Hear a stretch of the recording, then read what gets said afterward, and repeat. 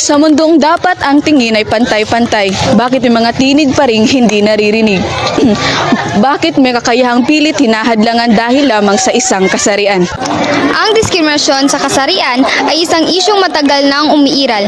Noon, limitado ang papel ng kababaihan. Ang mga lalaki ay inaasahang maging matatag at hindi pwedeng magpakita ng kahinaan. At ang mga miyembro ng LGBTQ+ ay kadalasang hindi tanggap ng lipunan.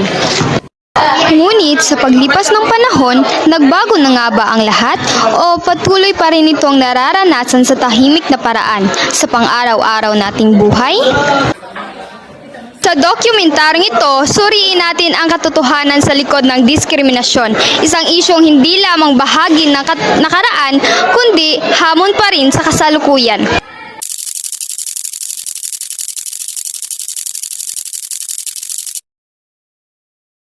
Naranasan mo na bang husgahan o maliitin dahil sa iyong kasarian? Maaari mo bang ibahagi ang iyong karanasan? Oo, naranasan ko na at hindi ito madali bilang isang miyembro ng LGBTQ community.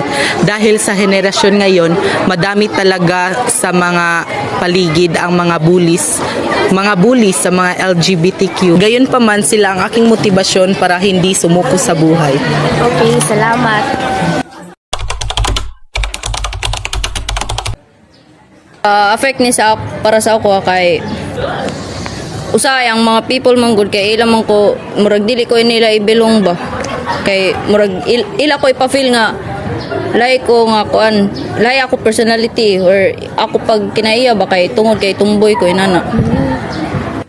Tingin mo, nagbago na ba ang pagtingin ng lipunan sa kasarian kumpara noon? Oh, nagbago na dahil noon dili pa nila pwede nga ipagawas ang ilang kaugalingon nga tumboy sila bayot sila unsa pa na.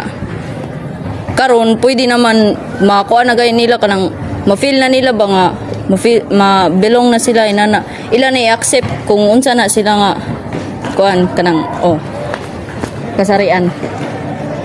Anong mensahe ang gusto mong iparating sa mga taong patuloy pa rin na nakakaranas ng diskriminasyon? Ang memensahe ko lang ay dapat hindi tayo magpapadaig sa mga bully. Kung marahil sila ang gagawin nating motibasyon sa buhay para hindi sumuko at ipaglaban natin ang ating karapatan. Okay, thank you. Magkakaiba man ang kanilang kasarian, ngunit hindi ito hadlang para hindi sila igalang.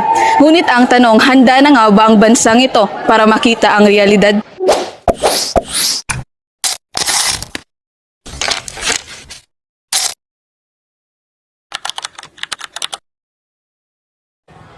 Sa lipunang kinabibilangan natin, hindi na bago ang pagkakaroon ng iba't ibang kulay ng balat. Ngunit napapaisip ka rin ba kung meron ba talagang pagkapantay-pantay ang nagaganap? Sa tuwing tayo'y tumitingin sa salamin, ano ang napapansin ng lipunan?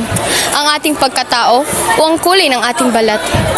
Sa ating bansa, tila may nakasulat na isang batas na kapag maputi ka, maganda ka, at kapag maitim o kayo manggi, ay madalas kang husgahan.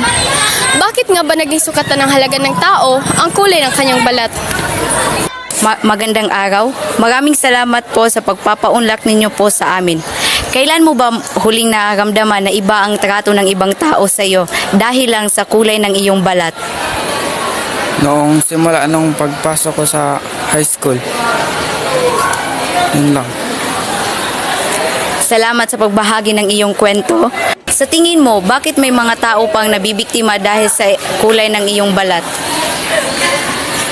Dahil ang mga tao ngayon ay nagbabase na lang sa itsura, hindi sa ugali.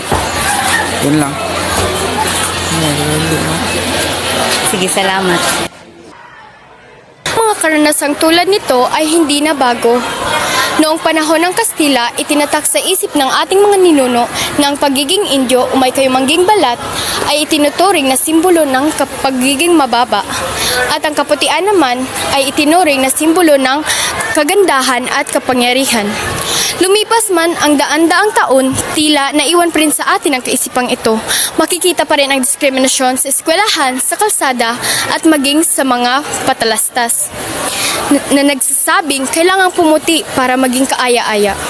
Ngunit hanggang kailan natin dadalhin ang ganitong pananaw? Ang tunay na halaga ng tao ay wala sa kulay ng kanyang balat.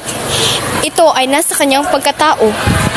Panahon na upang ipagmalaki ang sariling atin, mahalin,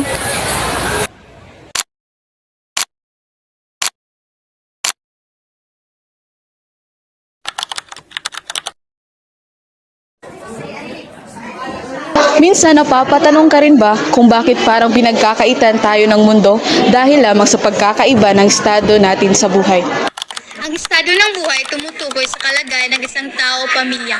Magkakaiba man ang kanilang hangarin sa buhay, iisa naman ang kanilang hangarin sa buhay ang magkaroon ng mas magandang kinabukasan.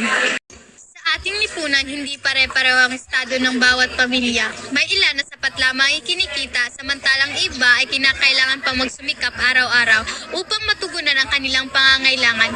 Ngunit sa kabila ng kanilang pagkakaiba, iisa lamang ang kanilang hangarin sa buhay ang magkaroon ng mas magandang kinabukasan.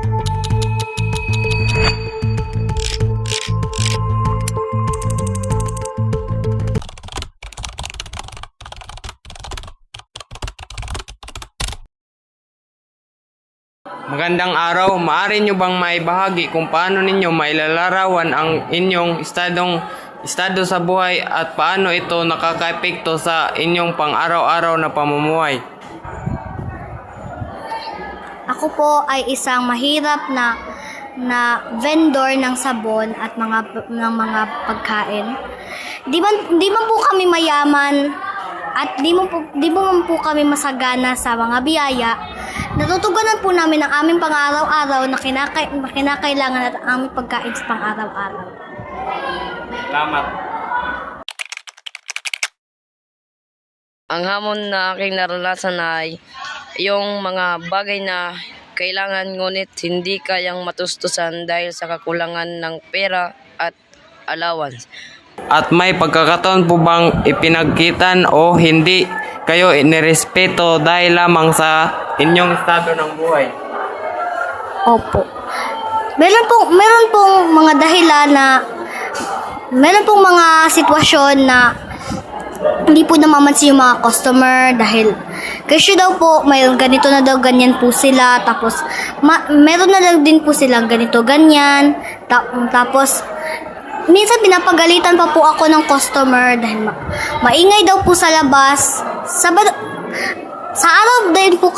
Kada araw din po kasi ng Sabado at Linggo, nagbebenta po ako ng aking mga binibentang sabon.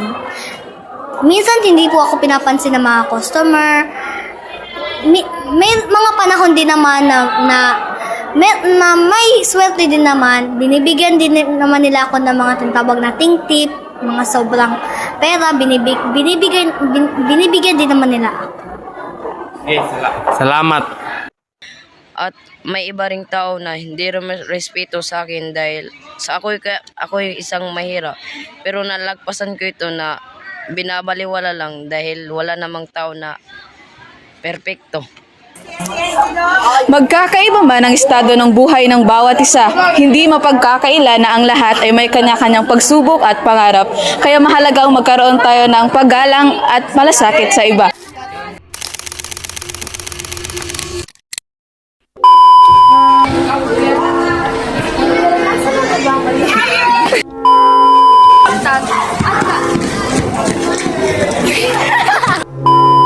Rigo.